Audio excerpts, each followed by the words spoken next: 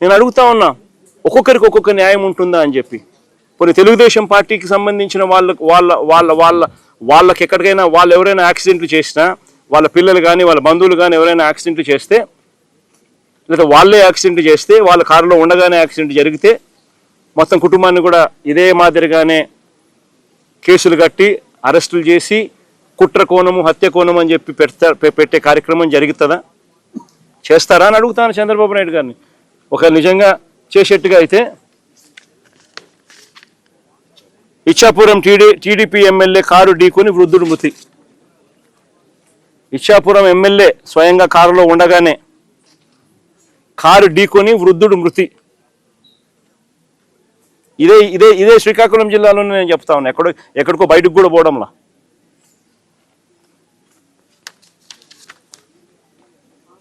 (31/12/2024). ఇంకో కేసు కూడా ఏదో ఉంది కదా, పాతపట్నం ఎమ్మెల్యే ఇదే జిల్లాలోనే ఇదే తెలుగుదేశం పార్టీకి సంబంధించిన పాతపట్నం ఎమ్మెల్యేకి సంబంధించిన మరో కారు యాక్సిడెంట్.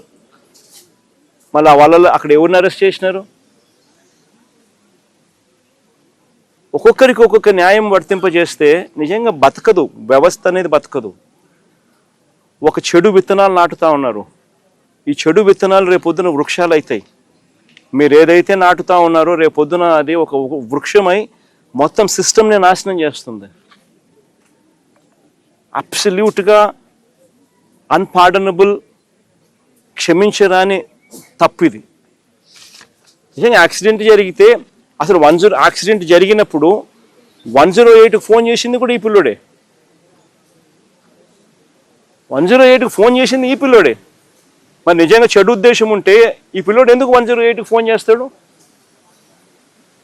108కు ఈ పిల్లోడు ఫోన్ చేయడమే కాదు, సిపిఆర్ కూడా, అంటే వాళ్ళ నాన్న డాక్టర్ కాబట్టి ఈ పిల్లోడు కూడా చూసి సిపిఆర్ చేస్తే, అంటే చెస్ట్ సిపిఆర్ అంటే ఫుల్ చెస్ట్ హార్ట్ పంప్ చేసే సిపిఆర్ది వాళ్ళ నాయన చేయడం చూసి ఆరాటపడి ఆ మనిషిని బతికించాలని చెప్పి సిపిఆర్ కూడా చేసినాడు అందరి ముందర.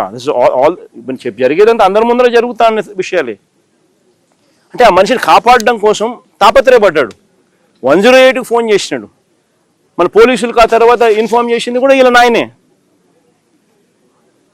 మరి ఎవరైనా కూడా దాన్ని కప్పాలనో ఇంకొకటి చేయాలనో ఎవరు తాపత్రయపడాల. ఒక అన్ఫార్చునేట్ ఇన్సిడెంట్ జరిగింది. ఒక అన్ఫార్చునేట్ ఇన్సిడెంట్లో అందరూ కూడా కాపాడే ప్రయత్నమే చేస్తున్నారు తప్పనిచ్చి, దానికి బాధపడుతున్నారే తప్పనిచ్చి అయితే ఎవరు కూడా వాళ్ళ తప్పు లేదు. పాపం చేయగలిగింది ఏముంది?